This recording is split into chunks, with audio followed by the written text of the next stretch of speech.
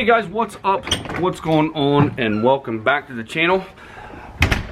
Just gonna kind of push forward today and try and get things ready to set the bed back on the dually. I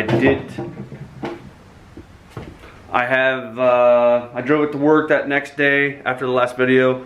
Ran great. Everything was great. Just a really crappy ride because of not having any weight on the back end other than the gooseneck plate. So, and about the only thing we have left to do before we can actually set the bed on is address this wiring here for the actual gooseneck hitch in the bed. So I have everything set up and ready to go. I got all my wires traced what they are. So I'm going to solder the harness in there, or solder my piece of wire in there that I bought. Right there. I have everything written down, what it is, so, and what I need to do. So all I really need to do is get that soldered in place and the bed's ready to set on. I'm actually before I do that, while I have it in the garage here, it's just a little bit windy outside, so I just backed the truck inside the garage. I'm gonna go ahead and put this on also. This is for the emergency brake adjustment, and it pulls on the cables as you press on the pedal inside. One other thing that I'm going to do too is I need to get a piece of stock for this, as I almost drop it.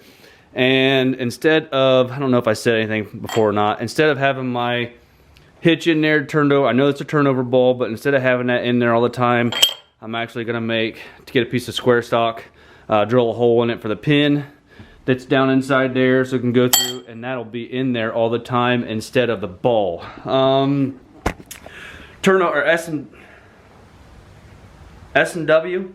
I think it's S&W. S&B, S&W, I think it's SW hitches. This is a turnover ball. They are really proud of these balls, whether, no pun intended. They're really proud of those, and I really don't want to leave it in there and have somebody be able to just pull the handle over there and walk off with it. So it's about $75, $80 for a new drop-in ball for I don't want somebody to walk off with it. So, I'm going to make that plate to go in there. And also, like if I go get mulch for the house or something like that, or if I haul some leaves away, it just doesn't fill up with crap. It has that cap on there, or it has that plug in there, that slug in there, whatever you want to call it, and it keeps everything good and clean inside there versus a bunch of crap going down inside the where you actually has a little finger loop where you pick that ball up and out of there. So that's one of the things I want to get done too. I wanted to try and get that big dent pushed out of the side of the bed before I set it on the truck, but there's really nothing to push against, and I would have to go up at an angle to be able to push against the inside of the bed. So I don't know. I'm gonna try and set it on there, and then maybe I can get something, because that's gonna sit like down in here. Maybe I can take a bottle jack or something, put here and push that out. That's what I'm gonna try and do, is push that out. I am going to save the bed sides off of that bed. The rest of it's junk. It's going to the garbage. My dad's collects scrap, so he's actually taking it with him. I'm just gonna take a Sawzall and cut down the side, just inside the bed there, and take that and keep both sides. Just because those bed sides are in good shape, and if I have to, I can use one of those. So right now I'm gonna get at soldering everything together and see how far we can make it today. All right, to put this back together, there'd be a multitude of different ways I could do it. If I wanted to, I could use butt connectors, and I just have to use a crap ton of the dielectric grease, and also some pretty good shrink wrap or shrink tape, whatever I so choose to use. My preferred method is to solder it. You get your best connection out of that. Make sure it gets you some good rosin, some soldering paste.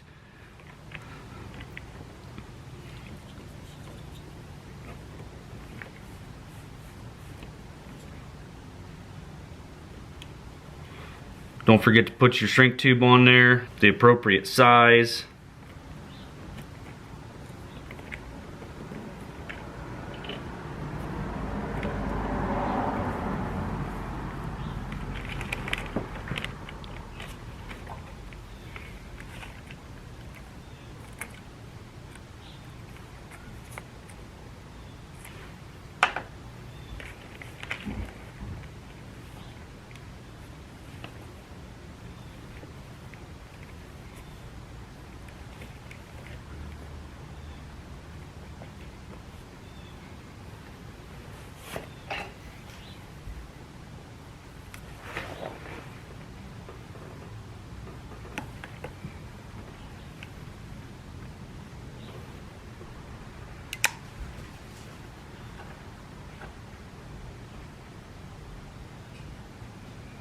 Start heating your joint up. You can hear that flux start to sizzle just a little bit.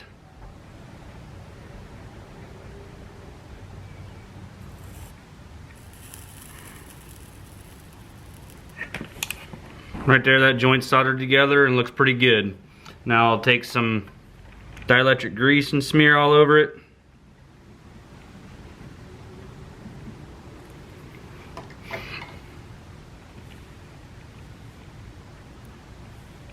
Alright, after you get your shrink tube slid all over there, you can go ahead and melt it in place.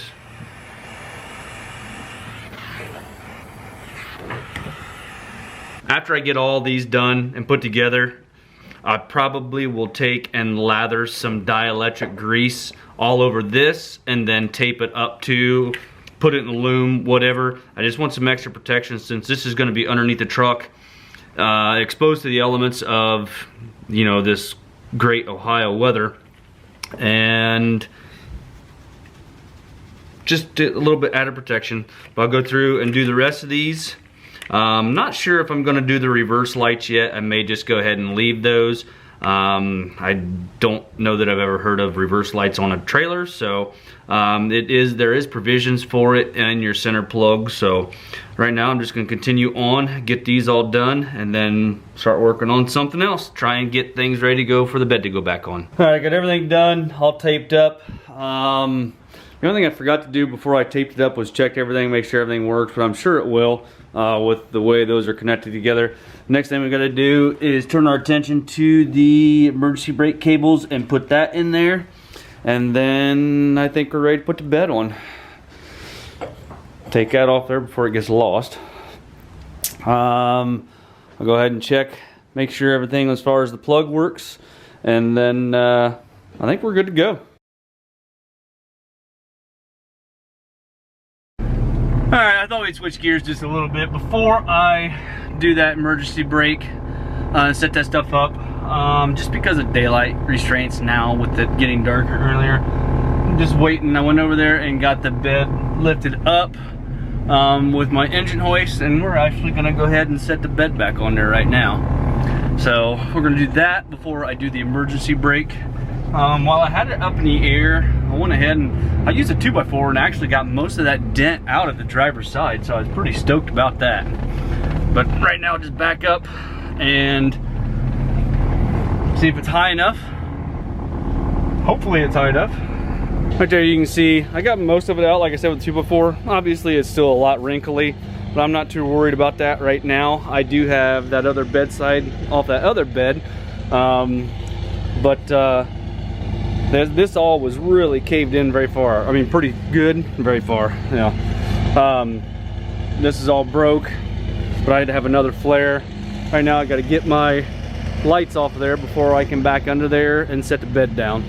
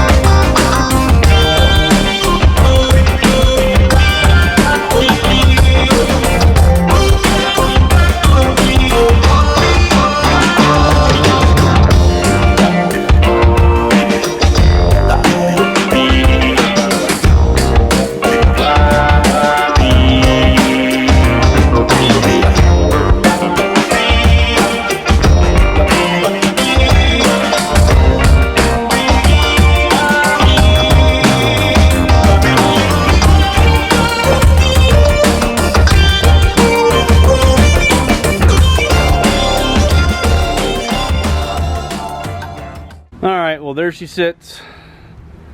I don't know. Not really liking the stance. It's really, really nose heavy. It went on a lot better than I thought it was going to. I was kind of concerned with the fuel sensor that was on the side of the air dog, but I was able to just release enough pressure from it to let it down slowly and kind of align things as I was letting it down. I actually put it on by myself as my son was holding the camera. So I think I showed you that dent. Actually, it's not too bad at all. Gonna try and put that other flare over there. This one's all busted out. So I'm gonna take that fender flare. I'm gonna take that fender flare off of that bed, and that's going on that side. This side's broke too, but the passenger side on this one's broke also. So I'm not certain what I'm going to do. It's got a pretty good hole in it there. This will probably be easier to patch. That hole there, easier to patch than what this whole bottom side is ripped out right through here. And then this also has got a hole right here. So I think that fender flare over there is in a little bit better shape than what this one is. But she's almost a whole truck again. So I'm pretty super excited about that. Just don't like the stance, not at all. There you go. There's a first look on the tip. I do actually like that tip on there. Believe it or not, I want to get, I don't have it bolted down yet. I got to lift it up just a little bit because these hitches go in behind the bed right here and sit in this pocket. So I need to lift the back end of the bed up and put the hitch in place. I'm not going to use this bumper. This one's pretty beat up. So I'm going to use the one that came off of the truck originally. It's in pretty good shape. Just one small dent there. But I'm going to use this one instead for the time being. And I may go with a painted bumper. I don't know. I don't want to do a roll pan just because it may turn into a work truck. It is a tow pig, so roll pan's cool, but I don't think I want to sacrifice the back of the truck like that. I'd rather have a bumper on there to protect it. So anyway, truck goes to alignment tomorrow, so I've got a lot of stuff I got to get done before I can take it and drop it off tomorrow. Got to get the bed tightened, the bed bolts in.